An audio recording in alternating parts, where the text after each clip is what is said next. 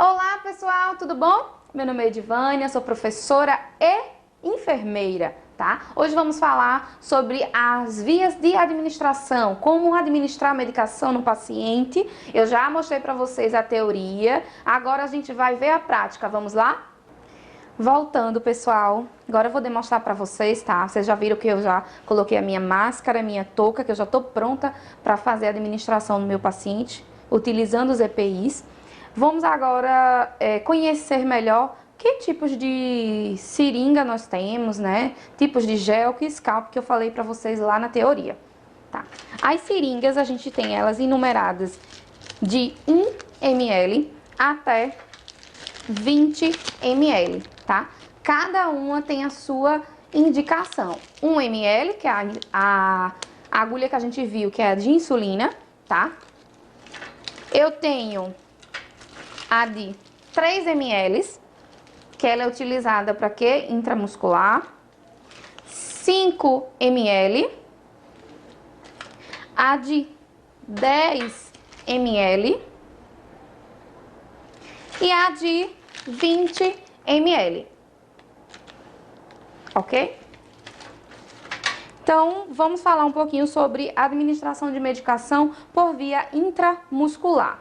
Qual é o tipo de seringa que eu utilizo para administração de via intramuscular, Edvânia?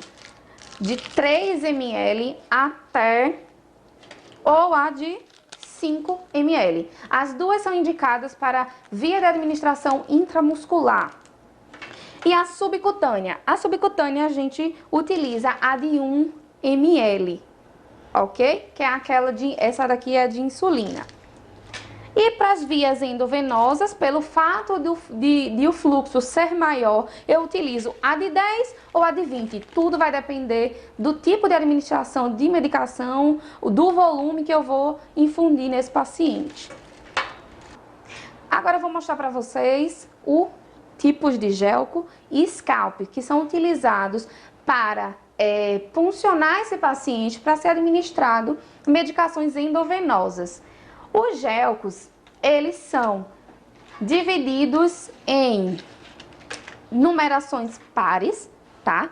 De diferentes cores. A gente vai ter as numerações de 14 a 24, ok? Então, vou mostrar para vocês aqui agora. Aqui eu tenho o gelco 14, na cor laranja, tá? Aqui eu tenho o gelco 16, na cor cinza. Aqui eu tenho um gelco 18, na cor verde. Só que tudo depende do fabricante. Vai ter fabricante que você vai ver a cor diferente, ok? A gente tem o gelco 22, na cor azul. E o 24, na cor amarela. Você já deu para perceber, eu não citei o gelco 20, tá? Mas o gelco 20, a cor dele é rosa. Então, bora lá. O gelco, ele vai de 14 a 24, números pares. E o butterfly, Edvânia, ou scalp? O scalp, ele segue a mesma sequência, porém, são números ímpares. Ele vai começar a partir de 19, tá? Eu tenho o scalp 19. Eu tenho o scalp 23, que é o azulzinho. Eu tenho o scalp 25 e o scalp 27. O scalp, minha gente, tudo vai depender do fabricante. Vai ter hospitais que ele vai estar em cores diferentes. O importante é você saber a numeração, que eles são números ímpares, começando com 19 e vai até 27. E que os gelcos são números pares. Mas não adianta só eu verificar a cor do scalp ou a cor do gelco. Eu preciso, na hora de administrar a medicação, conferir o tipo de gelco que eu estou utilizando. E tem outras indicações também. Quais são, Edvânia? Quando é que eu utilizo o gelco, tá? Em relação a calibre. A gente observa que ele vai de 14 a 24. Quanto menor o número, maior o calibre. Quanto maior o número, menor o calibre. E o calibre seria o quê? Eu vou só mostrar para vocês aqui, tá? Para vocês terem uma noção de um gelco 24 para um gelco 18, por exemplo, que é bastante calibroso. Um 16, né? Vamos lá. Olha só como é calibroso. Tá. Gelco 16 é um gelco totalmente calibroso, indicado para infundir, né? Para esse paciente infundir um número maior de volume. Exemplo, o paciente que está com hipovolemia, eu quero colocar muito volume para esse paciente, eu vou funcionar um acesso mais calibroso. Exemplo, hemoderivados, né?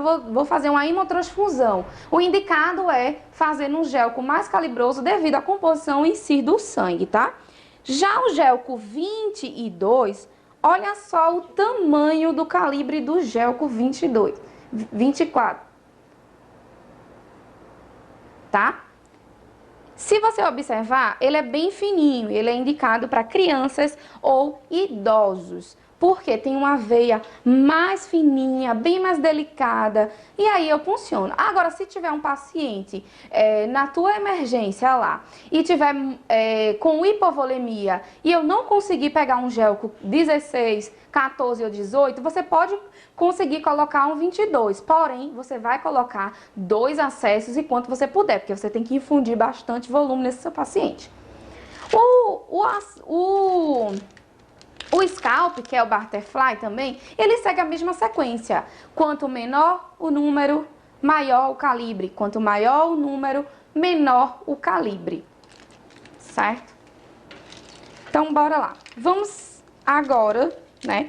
Vou mostrar para vocês como é que a gente vai fazer passo a passo da administração de medicação por via intramuscular. Como é que eu devo fazer, Divane? Quais são as indicações?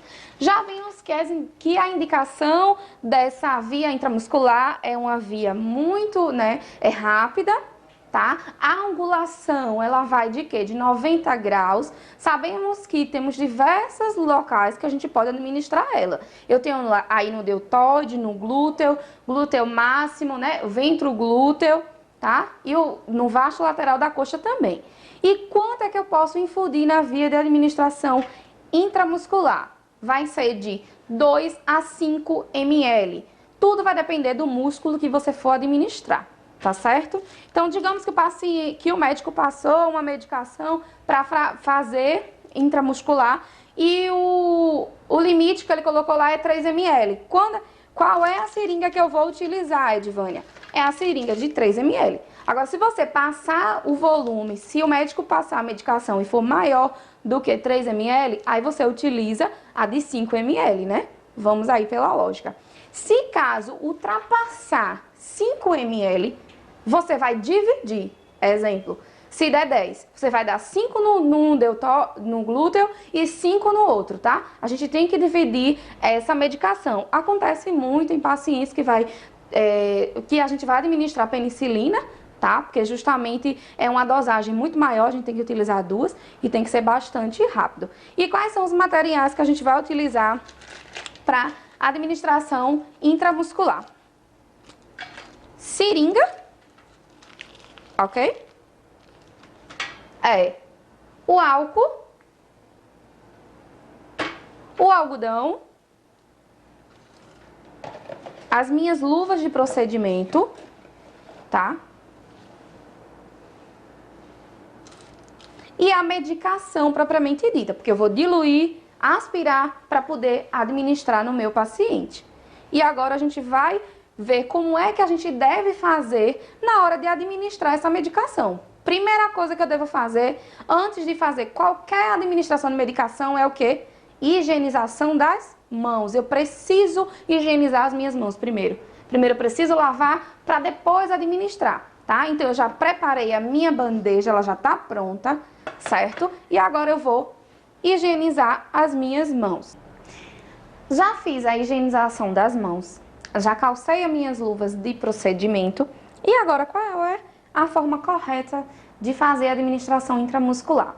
Tá? Primeiro, eu vou chegar no meu paciente, tá? Se vocês observaram aqui, eu coloquei a cubarrim, porque é a mais apropriada, tá? É menor, cabe a minha medicação direitinho aqui e o meu algodão.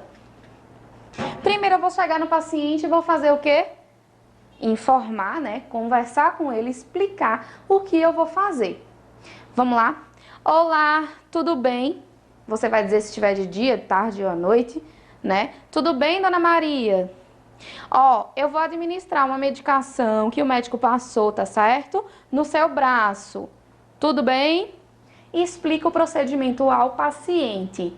Lembrando que eu não posso de forma alguma colocar essa cubarrinha aqui, ó, na cama do paciente, no leito do paciente. Eu não posso, tá? Eu preciso estar sempre colocando, ou você coloca ela na cabeceirinha do paciente, ou você segura, né, e administra. Agora vamos lá. As vias de administração, os locais que eu posso fazer a administração, eu já falei pra vocês, né? Eu tenho aí o deltoide, eu tenho o glúteo, né? Tem o vasto lateral da coxa também que eu posso administrar, mas hoje eu vou administrar para vocês aqui no deltoide, que estamos no boneco, tá bem melhor pra gente fazer a administração. Certo? Primeiro de tudo, fazer a checagem. Na hora em que eu faço a diluição, vocês aprenderam em farmacologia, na hora que eu faço a diluição da medicação, eu vou fazer o quê? Identificá-la. Tá? Então, vou observar se o nome é esse do paciente, né? Se é Dona Maria José, observa a medicação Dona Maria José. E vou administrar no paciente, porque ele entra nas vias da administração dos 11 certos, para não ter erro de administrar. Aí eu vou tirar, né? Desencapar a agulha e vou fazer a administração. Observar que eu tenho que ter o bisel lateralizado, ó. O bisel tem que estar lateralizado, certo? E eu vou fazer a medição no deltoide, ok? A gente faz a medição aqui no ombro, 3 dedos abaixo, tá? A gente faz a prega, ok? E vamos para a administração da medicação. Bisel lateralizado, ângulo de 90 é um ângulo reto. Coloquei, introduzi, venho aqui, vou aspirar para ver se vai vir algum sangue. Se vir algum sangue, o que é que eu faço? Tiro, desprezo a medicação e faço de novo. Caso contrário, administra a medicação no paciente. Pego o meu algodão, coloco aqui em cima e peço para o paciente segurar um pouquinho, ok? Venho aqui, é importantíssimo isso, porque acontece muito no meu paciente, ó. Eu venho aqui, encapo a minha agulha. Não toca, tá? Para você não se cortar. Você vai lá, encapei, ok? E vou fazer o descarte correto dessa medicação, que é no pérfuro cortante, ok? Agora eu vou mostrar para vocês como a gente administra a medicação por via subcutânea. Vamos lá agora, pessoal. Vamos agora fazer a administração em via subcutânea. Só para relembrar os locais que a gente vai administrar, tá? Posso administrar em face anterior aí do braço, tá certo? Posterior do braço, ok? É nessa partezinha, vamos mostrar aqui, ó. Nessa partezinha. É o que a gente fala daquelas gordurinhas, tá? Que o povo diz que é péia. Mas a parte mais molinha aqui do meu braço, tá? Eu posso administrar na região periumbilical, tá? Do lado. Região escapular do meu paciente, também posso administrar a via subcutânea. Lembrando que a via subcutânea é uma via lenta, o máximo de volume a ser infundido aí é de 1 a 1,5 ml, certo? E a seringa que a gente vai utilizar é a seringa de 1 ml, que é a seringa de insulina, que é essa seringa aqui que eu já mostrei para vocês. Agora vamos fazer o procedimento para administrar o paciente. Da mesma forma como a gente falou anteriormente.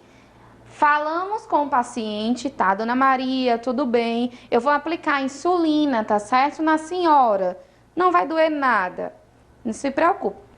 Aí você comunica ao paciente que vai fazer a medicação e vamos fazer a medição periumbilical.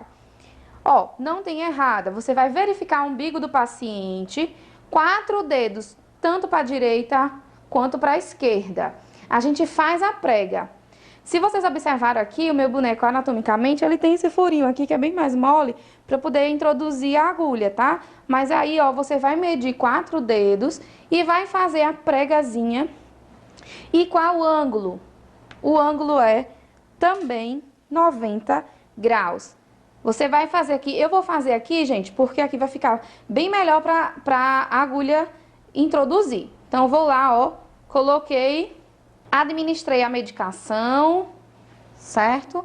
Vou e coloco algodão e deixo aqui. Sempre, sempre eu devo ter a questão da minha biossegurança. Encapar a minha agulha aqui, ó, certo? Como vocês observaram, ó, vamos lá, tirar aqui para não ter nenhum acidente e vou encapei para fazer o descarte correto da minha medicação. Não limpei o local com algodão, tá? Embebecido com álcool. Como eu já tinha falado na sala de aula, a gente não precisa, tá? É uma atualização nova porque ele interfere aí com a medicação. Agora vamos ver como a gente vai fazer a administração de medicação por via intradérmica. Pessoal, voltando agora, tá? A gente vai falar um pouco sobre a via de administração endovenosa, tá certo? Então, o que é que a gente vai fazer? Primeiro, para poder fazer a administração endovenosa, eu preciso, se o paciente estiver sem acesso, puncionar um acesso. E eu vou mostrar para vocês como é que a gente vai fazer esse procedimento. Primeira coisa, se apresentar ao paciente, tá? Você conversa com ele, tudo bom, seu José? Ó, o médico pediu para passar uma medicação para o senhor, só que eu preciso furar a sua veia, tá? Edivânia, é furar a veia? Não, é puncionar. Por quê? A gente usa essa linguagem com o paciente, porque se você falar, vou puncionar a sua veia, ele não vai entender o que você está falando. Então, você vai, chega com o paciente e se apresenta. E antes de tudo, você precisa o quê? Perguntar para ele qual membro que ele acha melhor. Por quê? Primeiro, o ideal é você não, logo no início, funcionar nas articulações, por causa da questão do movimento. E se for idoso, principalmente, tá? Aí você pergunta se ele utiliza mais a mão direita ou a mão esquerda, porque você coloca naquela mão que ele menos utiliza, que é justamente para não ter problema de perder o acesso. Se for criança ou idoso, a gente pega um gel com 22 ou 24 para funcionar por conta da veia, que é mais sensível, tá? Se for um adulto, a gente pega um gel com 20, normal. Agora, se eu quiser infundir uma quantidade maior de fluido, a gente pega aí um gel com 14, 16 ou 18. Eu vou utilizar hoje aqui o 16, tá?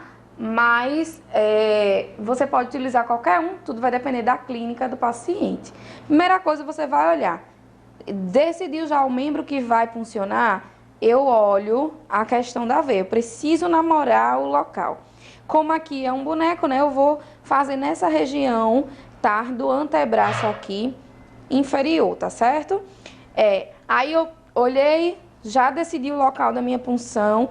Primeira coisa que eu vou fazer agora é garrotear, certo? 4 dedos acima do local onde você vai puncionar, você garroteia, puxei aqui, venho pra cá, ó, aqui eu pego, garroteio. Forte para poder a veia chegar e aparecer. Na hora você pede pro paciente abrir e fechar a mão, você começa a visualizar ela. Ah, se o paciente estiver ruim e não conseguir visualizar a veia, o que é que você faz? Sente. Porque punção é sentir, nem 100% você vê. Nem sempre você vê, tá? E às vezes é só anatomia mesmo. Agora a gente vai higienizar o local. Lembrando que eu tenho que higienizar.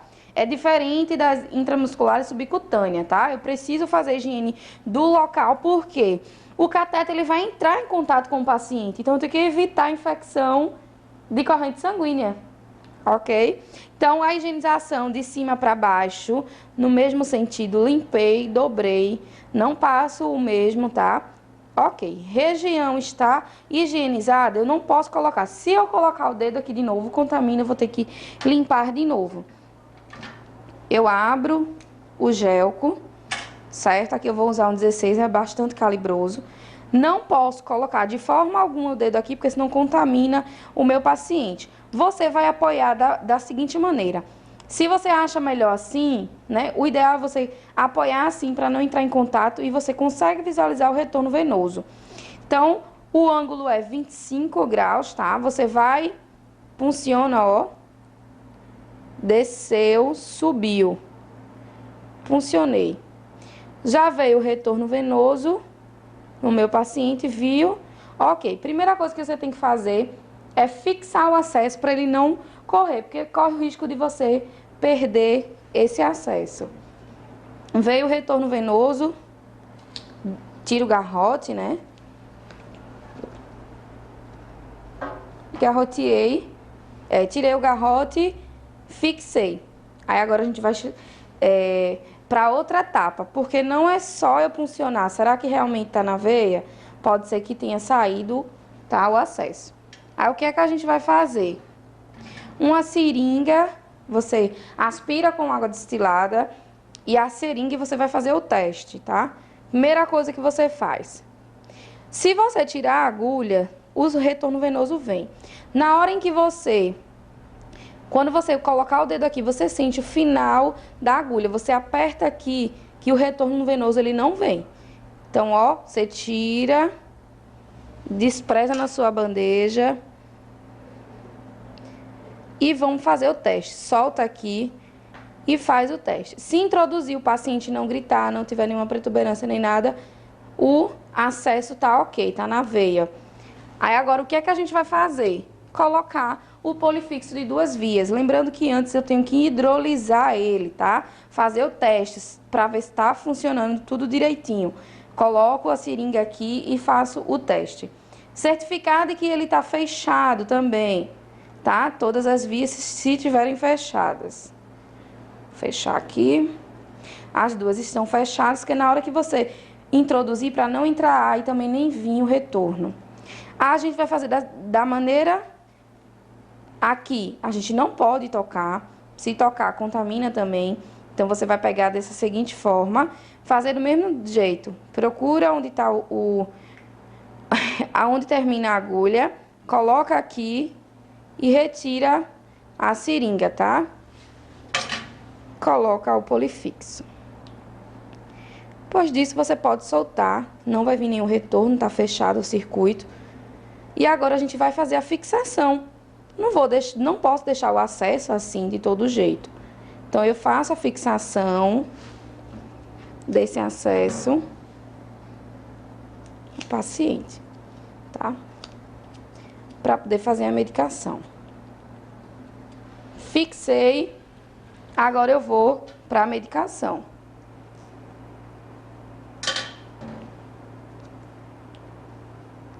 Lembrando que toda vez que eu for fazer uma medicação, eu tenho que higienizar o acesso antes. Por quê? Para evitar infecção, tá? Então, higienizo, rosqueio a medicação. Edvânia, eu faço sempre com circuito fechado? Sim. Você só abre quando você for introduzir a medicação. Introduziu, rosqueou a seringa. Você vai agora, ó. Abre a via que você quer e faz a medicação. Depois, antes de tirar a seringa, você tem que, de novo, fechar o circuito para não ter retorno, tá? Fechei, tirei, coloca a tampinha novamente e pronto. Agora você vai pegar sua bandeja e descartar nos locais indicados. A agulha no pérfuro cortante, tá? E você vai fazer o seguinte. Terminei, eu preciso datar o acesso, colocar a data e o horário e o gelco que você utilizou. Por quê? Porque o acesso, ele tem duração aí de 72 horas, tá? Esse paciente pode ficar com até 3 dias com esse acesso. Chegando no 3 dias, a gente troca o acesso novamente para evitar também aí infecção de corrente sanguínea. Se esse acesso extravasar, o paciente ele pode ter uma flebite, que é infecção, tá? É inflamação na veia. Ou extravasamento, que vai ficar essa região dele totalmente corrosiva, né? Vai abrir úlceras por causa do líquido que o acesso não está no local correto. Tá certo, pessoal? Obrigada!